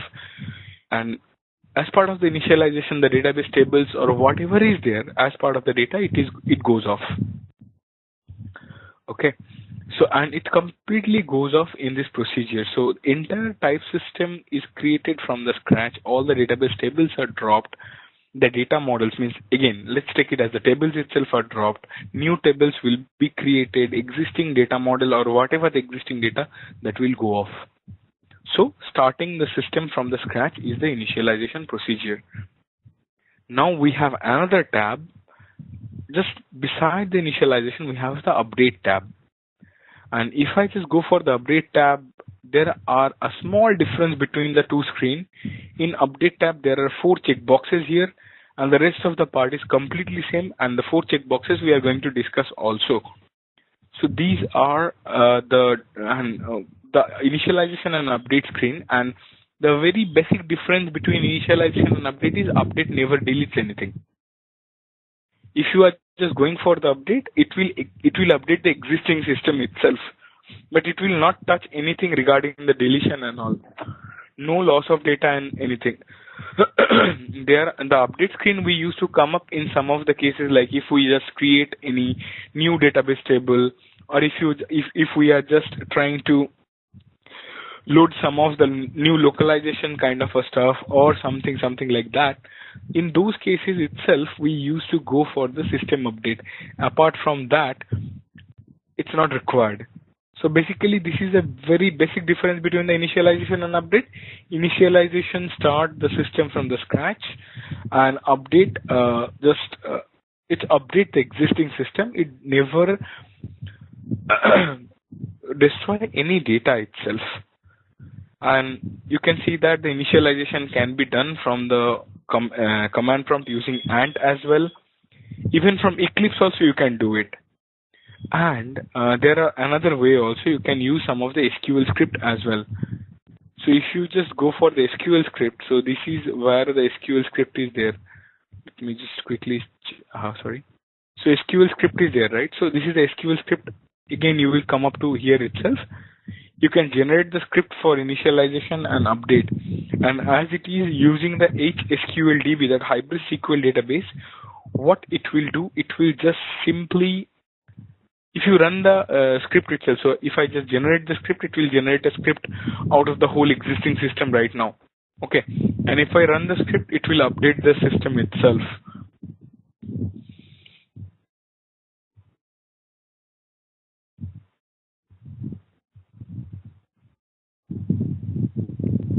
Just let us have a look at it once it has been created. Just give it some time. So we can do it even from Eclipse also. If I go for ant, and then if I go for initialize itself, I can initialize the system from Eclipse as well. And you can see that in the address bar, just not in the address bar, just before the start menu itself, there is some messages getting printed, depends, build server, description, everything is actually telling it here. Whatever is written in the build.xml description, that is coming up over here. The syntax and everything also it's displaying in here somewhere. Okay. This is how it actually works. And let me tell you one thing, whoever is starting new in Hybris, as I believe, so there is a proper documentation at every phase of Hybris system. Please go through that. It will clear up most of the understanding for us. So here we are having something called the essential data and project data. So I will come to that itself. So as of now, SQL files are generated. So the initialization type system script and the create table script is being generated. If I go for preview, this is the stuff itself. So we can run this and we can update the table. If we run the initialization, it will drop the table and recreate it. So these are the stuff that we are having as part of the SQL scripting itself. So this is what is another way that we can go for the initialization and update. Now you will be having the question that from where I can just run this script. You can just come over here in the flexible search itself. You can run the script itself. So we will see that later on. Then we have the license itself. So license is a demo license valid for 30 days. It's showing me because I have not installed the license in my system as of now. If KPIT is having the license itself, means the developer license with Hybris, you will be able to get the access to that, and that will be make your system unlimited. Otherwise, what I have to do after 30 days, I have to initialize my system. Okay, So it depends on the company's partnership with Hybris. If it is enabled, with your company credentials, you can download the jar file itself. That Hybris license.jar, 3 KB file is there that you can download. And all you need to do is, let me tell you quickly, you have to come to this one, Hybris bin config, this Hybris config. Then you have to go to the license and replace this file. This file is of likely 2 KB, it seems. Yes, 2 KB, and the valid license will be of 3 KB. That's it. And restart the server, it will take care. Then we have support itself. Let's say for the production system, I don't have the log access, but I need to see the log because there is something is failing. I can come to this admin console and I can simply download this. I can just click on the checkbox, create it. It will be downloaded for me. I can check that where the error is happening. Then PK analyzer, class path analyzer is not required for us. So the database sessions, cron jobs. Okay, let me just quickly go for the database itself. So we can see that what are all the databases being used, what are the means statistics, the APIs means like what are all the connection strings, table size. If I calculate the table size, it will calculate the table size, JDBC log analysis, logging, each and everything we will be able to see it in from here itself regarding the databases. So if I just go for the deployment, so these are some several tabs also there. You can just quickly have a look at it. And if you feel any questions, do let me know. We will take it from there. But going back to the initialization update procedure, which is actually the current takeaway for us, we have something called the essential data and project data itself. So let me quickly show it to you where we can get it. So in the update screen itself, we can see that there are something called create essential data. So what is this essential data is all about? For a particular module or for a particular extension itself, if we are having or if we at all have something that the default cataloging, default restrictions which need to be taken care as part of the system itself, like the application system, we consider it as the data or as the essential data of that. And the rest of the part, whatever is there, means like the project specific data, which is typically the checkboxes in the toggle all section. These are the project specific data that we are having in the system. So this essential data and project data we will be discussing in the very first day of our commerce implementation itself, because we need to know about this. Okay. Then we have means like there are some impex files are there. So impex, what is that? As of now, just take it as an import export script. Okay, there are some import export script. We can just use these naming conventions like the essential data, star.impex, or star means whatever is applicable. It's a wildcard that we have used. So we can just simply use it in that way. Okay. Then if I just want to hook up the service layer code into Hybris initialization and update lifecycle events, that means if I just want to hook up the data load and everything as part of the Hybris initialization and update event, all we need to do is we have to put the system setup at system setup annotation. This typical annotation we use to identify a class that it will be taken care at the initialization or update lifecycle events. That's the basic understanding of it, and this is also keep this thing in your mind because we are again going to experience it as part of the commerce learning itself. Okay, so this is what it is all about. So any questions so far on the HAC or initialization update procedure, guys? Anyone, any questions?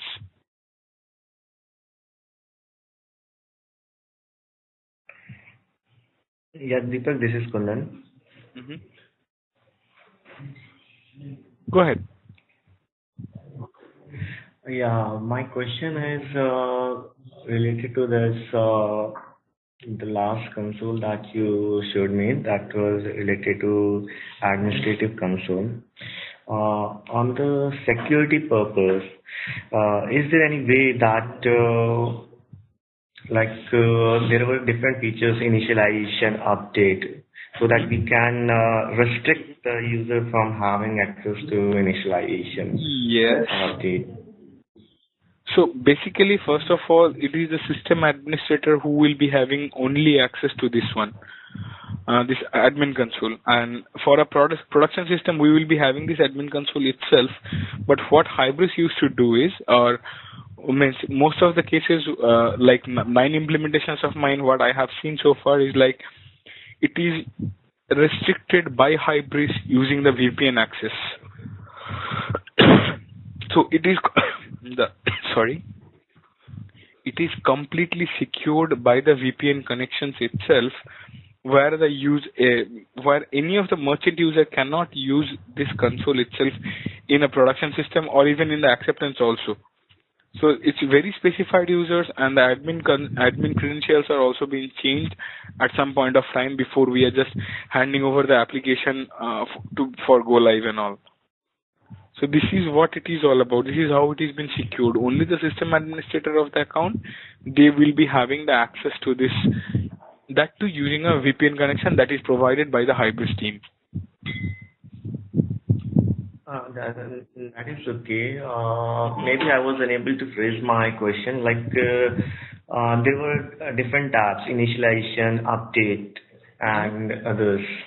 So, like system administrator is having access to all these tabs. I want that another guy, he should be having access to all the tabs apart from initialization. Can that rule be made in this? Yes, we can make a means. Basically, what the concept you are asking is like, can we make a user who will be having the specified access to this administration console? Is that the correct understanding? Yes. We can create users like that. Yeah, we can create users like that. For that, we need to basically, let me just go out of this as of now. So let me tell you that we need to create a user. We need to create a user group. We need to provide the permissions, and then the user can access it. But it is a considerable amount of task that we need to do just to create another user for admin console with some specified area access. We can do it. Okay.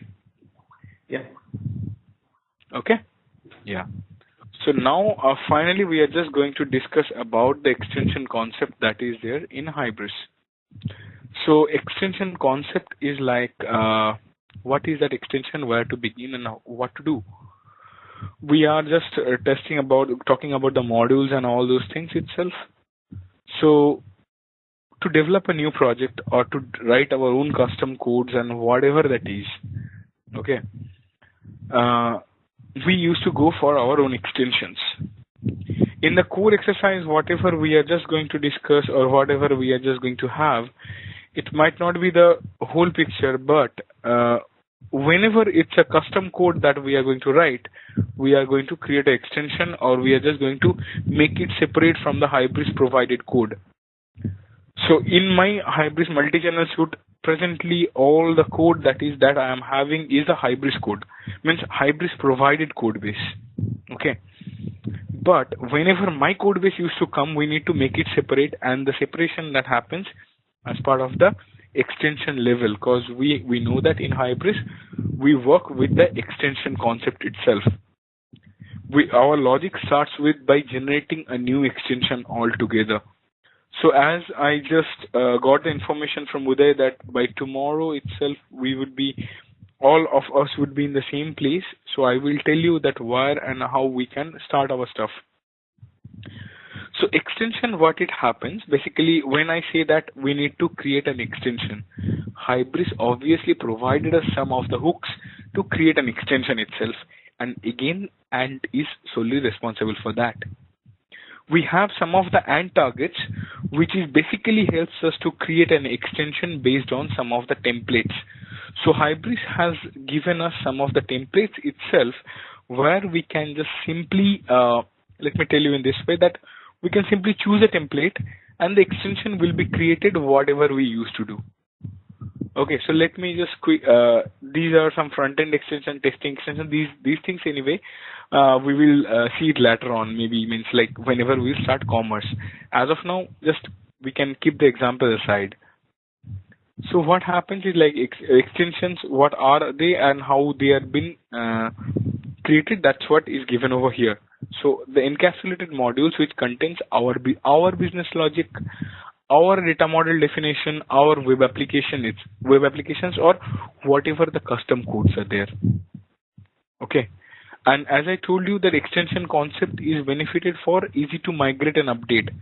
So during our discussions itself, we have discussed that the extension concept, whatever is there, we have it. The extension benefit is like, let's say, Khaja has created one extension for his system, and I need the same functionality for my system as well. What I can do is I can ask for the extension.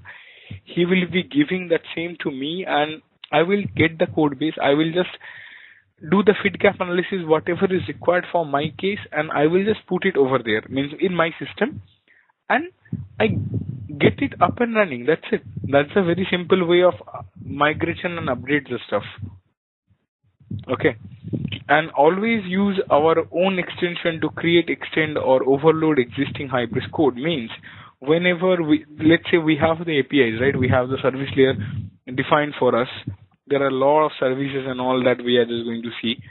But if I just want to create a new service by myself, which will override the existing Hybris API, all I am just going to do is I will be creating my own extension, and then I have to override or overload the existing Hybris code. That's a very simple understanding. How to do and what to do, we will gradually see it whenever we will go for the detailed discussion on this. So basically, the extension concept, it is clear right now. So this is what it is all about. We are creating modules to create or to keep our own code over there. That's it. So there are the extensions are dependent on each other. So how we can do it? We are just using this requires extension tag itself. Give the parent extension name. That's it. By default, all the extensions are dependent on the core extension itself. Core extension means the platform basically. Whenever you create this one, it will be dependent on the platform.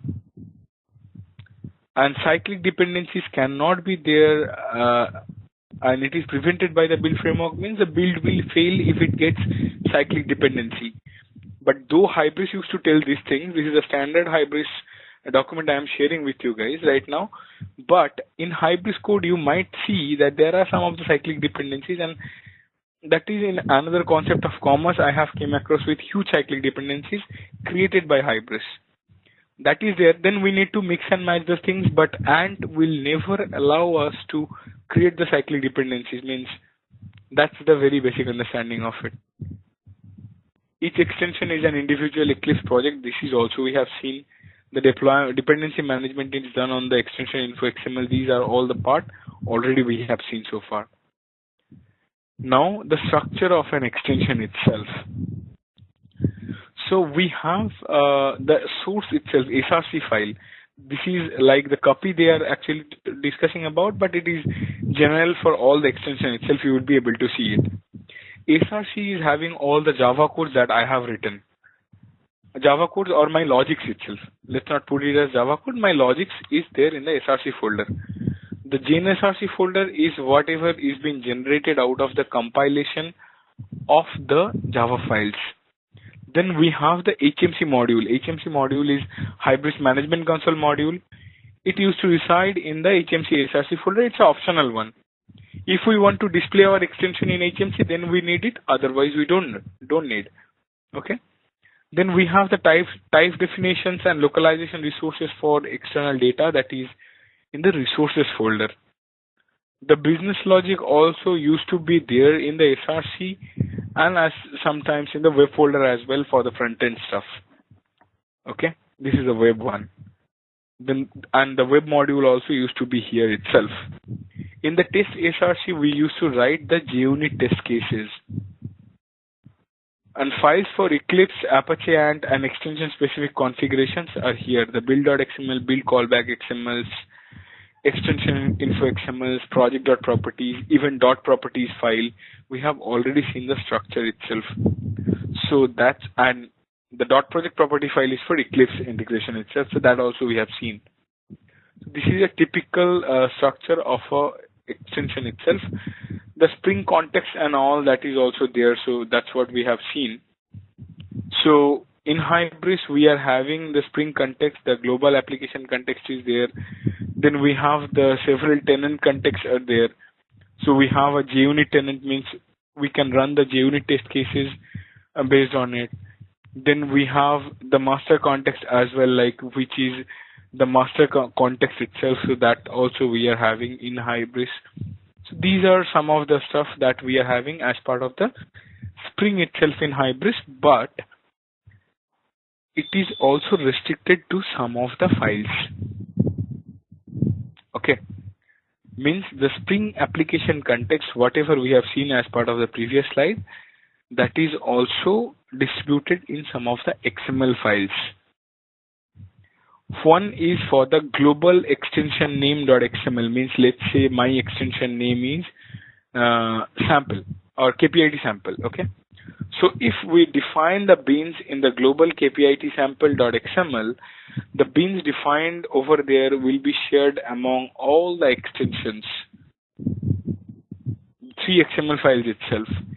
If we are just writing, means we are just using the extension specific application context, then it will be KPIT sample spring.xml. And only for selected extension as per tenant, that is the web application config, the web application configuration. That's the basic understanding. Okay. So this is one part. This is one small understanding. As of now, we can have it. So if I just want to override the Hybris code, all we can do it, we can just use the same bean name. We can use the same bean name in my extension itself, which is being used, let's say, for a Java class or the logic we need to override. And then in the bin reference, I can just point it to my class. So what will happen? With the same bin name, there will be 2 classes, and it will take my class as it is defined in the custom extension itself, and the code will override. This is the very basic idea itself. Now let us quickly create a extension itself. So let us just quickly see that, like this is how to create a new extension. We will see that, but basically let me quickly show you something else at this point of time. Then we will come to this new extension part itself. Okay. So guys, so far is it clear whatever we have discussed, or any questions that we are having up to this?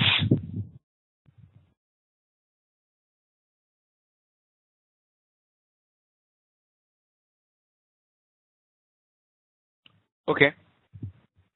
So now what we are just going to do is, I would like to tell you that if you have completely done all the stuff, like whatever is been, means the download part and all, then the next step we need to follow it from here. Okay. So let us just quickly go to this Hybris wiki once.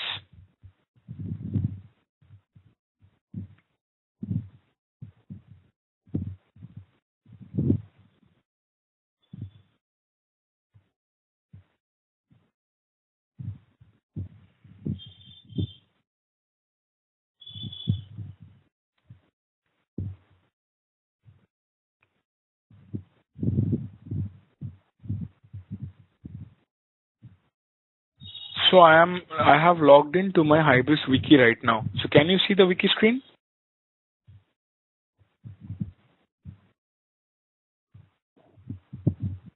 You can see it. Yes, Okay. yes, we can. So in here, what we all have to do is we have to go to so I have logged in with the user, means my credentials itself. So I have to go to the knowledge part of it itself. In knowledge, I can see that there are something called the training trails. And this is the area what you are just going to access it. Okay. For the training purpose and for the learning purpose itself. So if you come here, we are at, for the first thing we are just going to discuss is the core training itself. So if I click on it here, I will be able to see that I am in the developer training part 1 core. And we have to download some couple of stuff here, and then we will just start our learning process. The first thing, the only thing we need to learn, the rest of the stuff we will be creating it by ourselves during the process, is this copy.zip.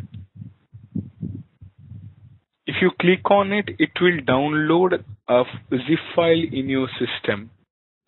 That will be the copy.zip, which is the sample application I was just mentioning, where we need to provide, means we are just going to learn the platform related stuff itself. So this is a Hybris provided code base for the best practices. So you can see that basically they have told them that this tutorial itself is created by the Hybris architects, means Hybris company architects, which is basically a soccer betting application, the football betting application they have created. And based on it, we are just going to learn the platform functionalities in a several way. And we will be seeing that what all it's happening to enhance the platform stuffs. Okay, so copy you need to download, and there are some of the other stuff as well. So I will show it to you later on. But as of now, let us just quickly go for the extension creations itself. Okay, so how we are just going to create a new extension. So our starting point will be copy download. After Hybris, we need to download the copy.zip in our system, and then as part of the next session itself, I will show you how you can just enable or means like run with the copy itself, how we can start our journey with copy. Okay. So any questions from anyone? Yeah, Deepak, this is Amit. So before I know like we have gone over lots of configuration and few other things might be, because like this, for the people who are new to the system or probably technology, will be little difficult to digest a lot of information. I know like it's quite a lot of informative, but considering like a lot of people are not from the similar background, can we quickly check like how everybody is doing on the Hybris installation? Because that's the first part which everybody has to do. Then only they will be able to, on their own day, they will be able to go over different extension files and see like what exactly into it. So before we proceed to the next step, I just wanted to make sure like we cover that part as well. I know you were saying that should everybody install and come back tomorrow, or like are we gonna do a quick round of session or checking like if somebody has any problem with that or not?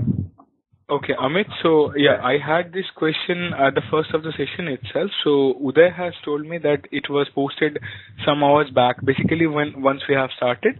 Okay. So might be it's the case is like we will be able to, means all will be able to get the give the update by tomorrow itself. But if anyone is facing any problem with the installation or something at this point of time, I am okay to handle that. Okay. So maybe I would say let's not go beyond on the training part of it because otherwise this will be a lot of information for the people, and probably others can also raise if they are okay to go ahead, we should be fine. But if we just want to take some time to probably cover if somebody is facing installation problem or something like that, we can cover that. So, it's open for everyone, whatever you guys like. Do you guys want to continue, or you guys have some installation questions which you want to take on?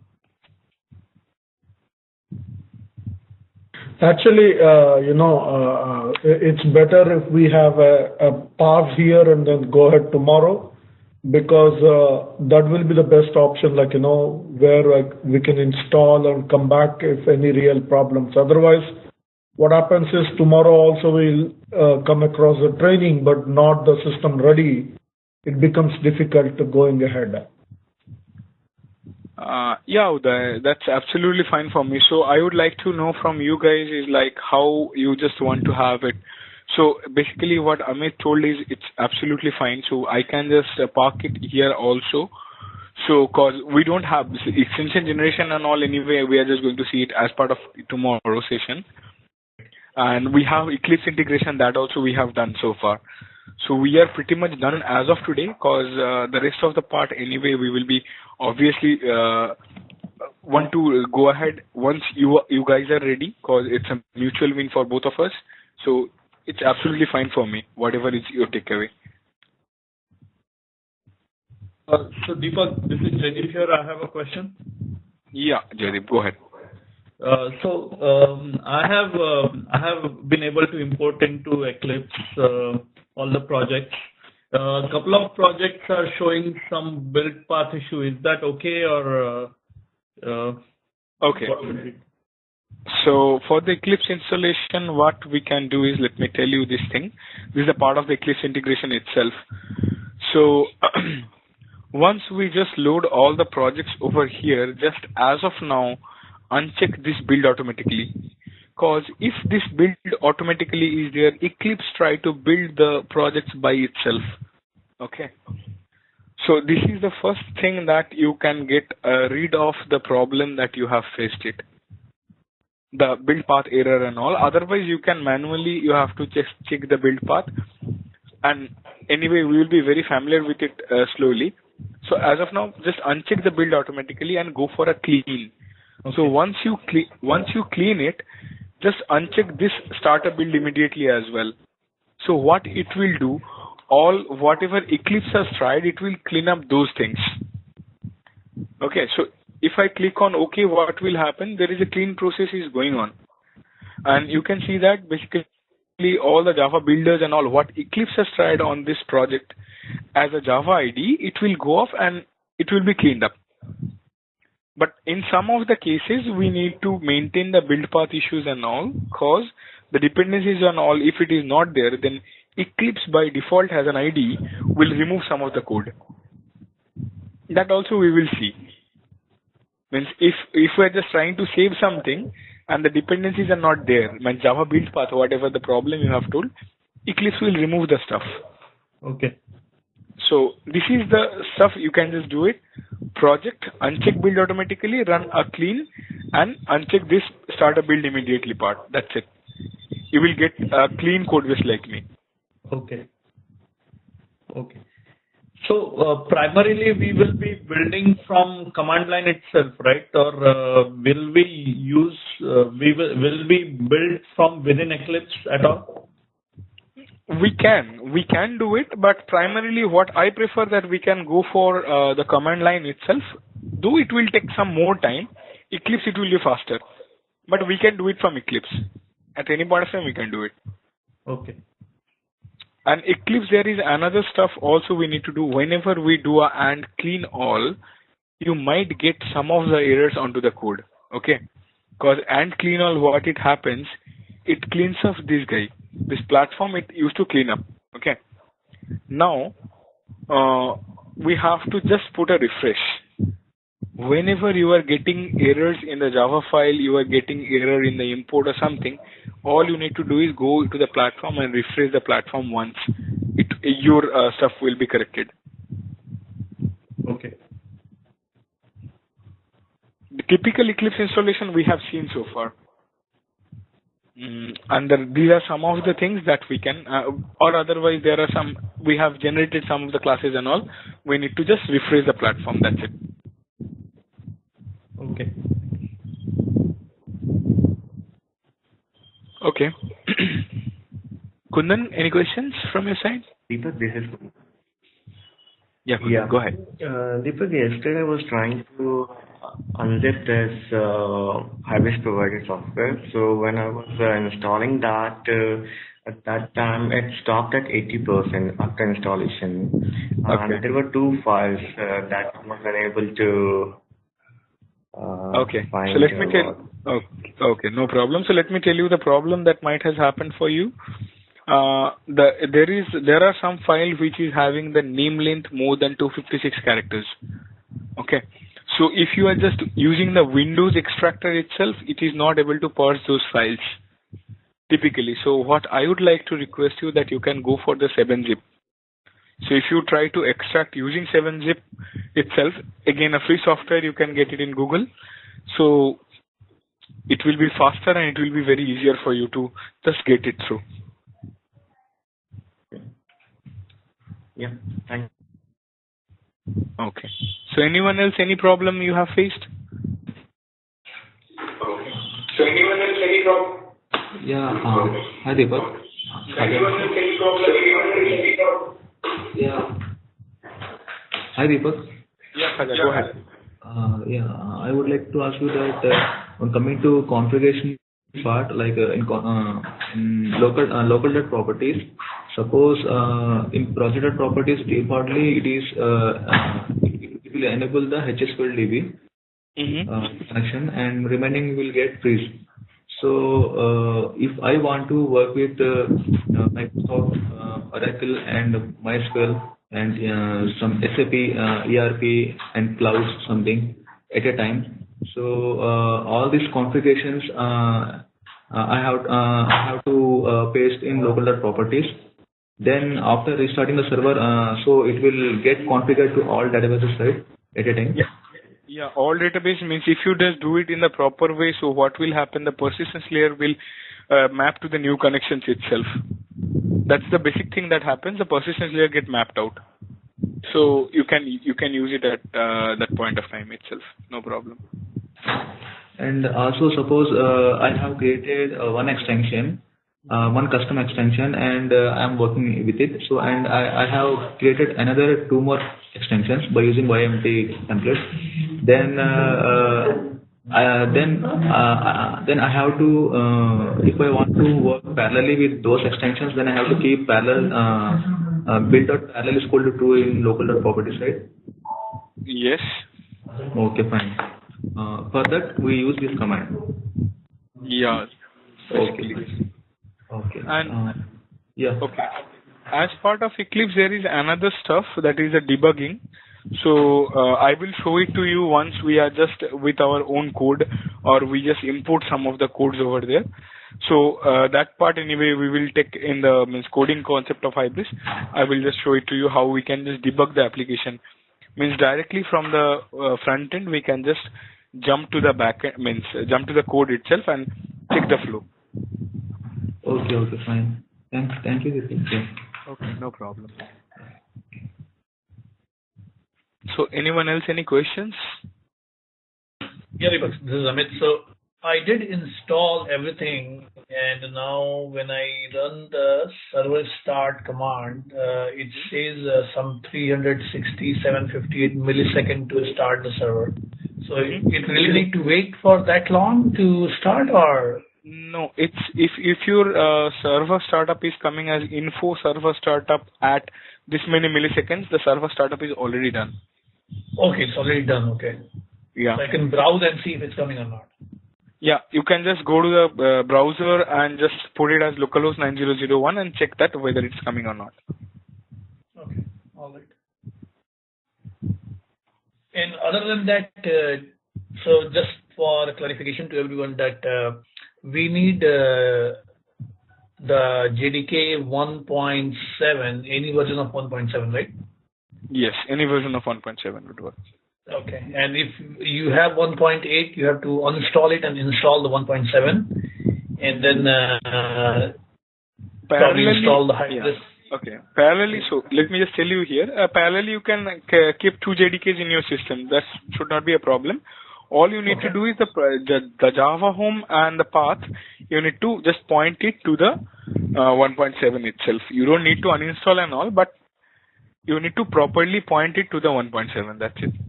Okay, so Java home and the path variable, environment variable, we need to define it to 1.7. Okay. Yes. And any specific version of Eclipse we need to download, or the latest one should be fine? Latest one should be fine. So I use Luna. You have seen that. I use Luna and I prefer Kepler also. So you can use any of them. Okay. But let's not. What I would suggest that don't go for the complete latest version, because sometimes there are some bugs in the Eclipse latest versions itself. Just you can download whatever is the just last available version itself, means last tested version. So that's why I'm using Luna till date. Okay, sounds perfect.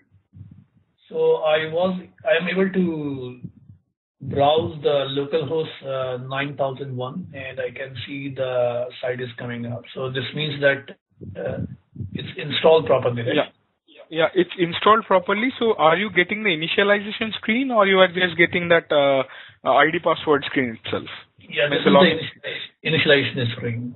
Okay, so initialization, you need to initialize the screen and then after the initialization happens, you will get a screen like this. Okay, so what is the rest? Yeah, I think there is a next step on that. Okay, so I'll just follow that step on the installation guide. Yeah, so installation guide, I have just given the stuff and so you can just quickly check that stuff. And whatever we have discussed today is like related to the installation, whatever the configurations and all those things we are having in Hybris. Okay. So from the next session onwards, what is the plan for us is like we have to go through or we will be going through the technical concepts like the database creations and all small topics, whatever we are having. So I will be going as part of your comfort level itself. We will be in a mutual comfort level. We will be going for that stuff. So feel free to just reach out to me at any point of time. I got some of the mails from you guys and I have replied back to them as well. So keep me mailing and I will be available on that. So any specific expectations on anything that we can discuss as of today, because we are done with the information parts that whatever I was supposed to teach you for today. So anything else that you are having? More questions on the installation, guys?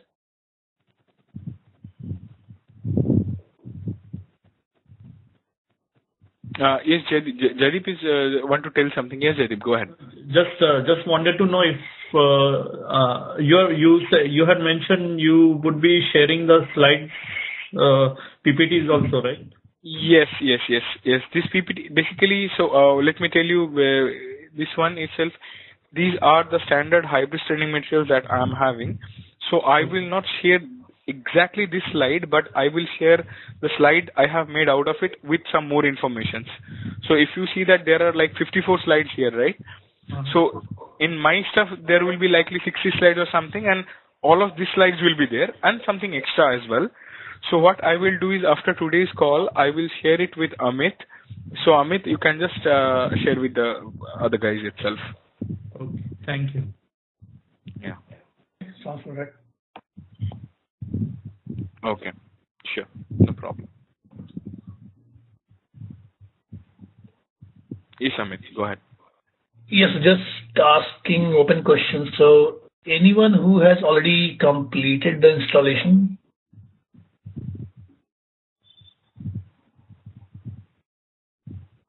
Amit, I have installed Eclipse, I have imported the project, I have the server running, so I think that's the point we are expecting to get at, right? Correct, I think you are good. Anyone else? Hi Amit, I have CDB this year. I have already done that installation and right now I am in the same stage that Turner is training. Perfect.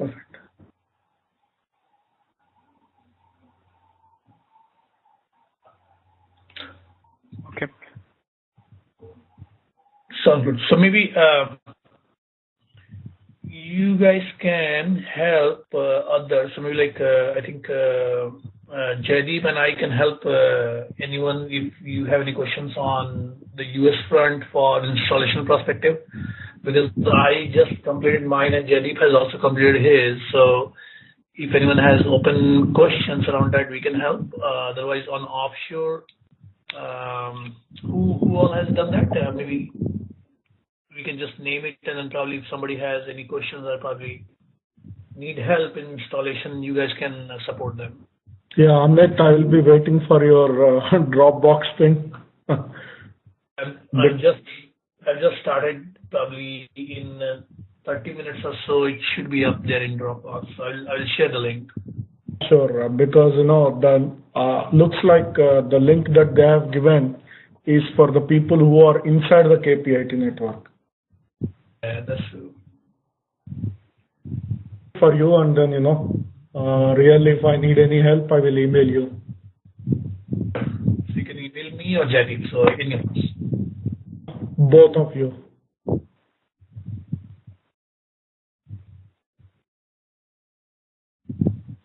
Okay. So guys, I think we are pretty much done for today.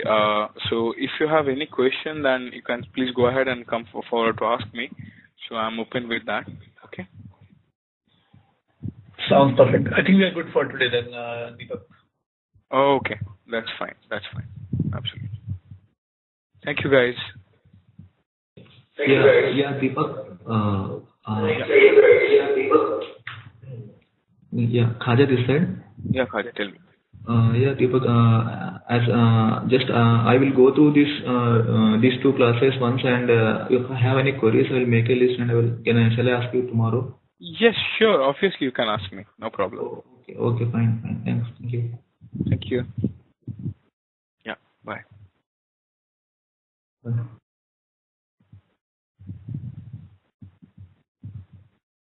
Thank you, guys. Bye. Bye, Mr. Deepak. Thank you. Bye.